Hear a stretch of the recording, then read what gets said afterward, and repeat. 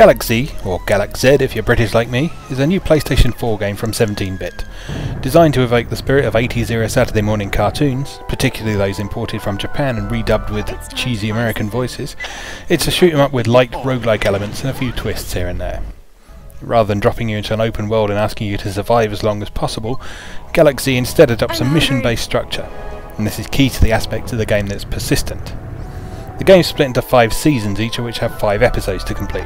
In order to complete a season, you have to complete all 5 episodes in a row without dying, which is, of course, easier said than done. The roguelike elements come in the fact that each mission is, to a certain degree, randomly generated. You'll have one of several different objectives to complete, though most of them tend to boil down to find the dungeon, yes, this game has dungeons despite being in space, find the thing, then escape without dying. It's gotta be right here. There are a few exceptions, however. Certain missions are plot related and incorporate more dialogue and events along the way. No! These will always occur at the same point in the season each time you play it, until you complete them for the first time, at which point they'll be replaced by one of the standard random missions. Optionally, you can choose to explore the dungeon part of the mission a little more than you need to, and you'll usually be rewarded with treasure of various forms, be they passive upgrades to your ship, laser upgrades that change the way your main gun works, or blueprints which unlock items for purchase in the shop. Blueprints persist, even if you die, so as you progress you'll unlock the ability to purchase the more powerful upgrades from the get-go. Standard, basic abilities that you unlock also persist, such as the ability to strafe and juke over enemy projectiles.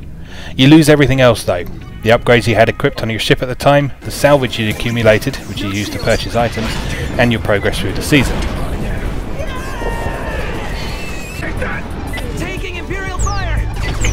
There is a safety net in place though. If you collect 5 crash coins and bite off a little more than you can chew, you can exchange them for an opportunity to retry the mission that gave you difficulty.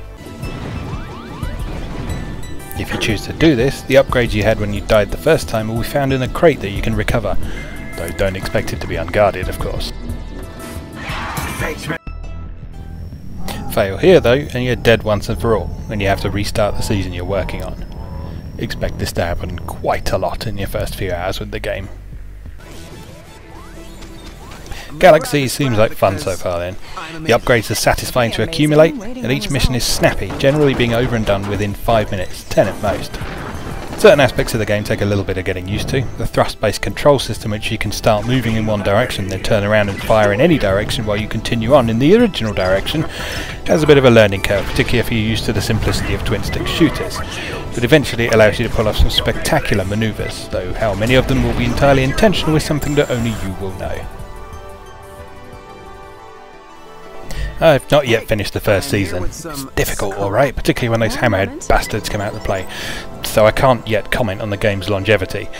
I sort of hope the missions have a bit more variety as the game progresses, because while the simplicity of the missions in the early game means that you can jump right in for another go, they essentially all work in the same way at present regardless of the specific objective. But then I guess roguelikes have been making 100+ hour games out of the concept kill the last boss for years now, so perhaps it's not an issue.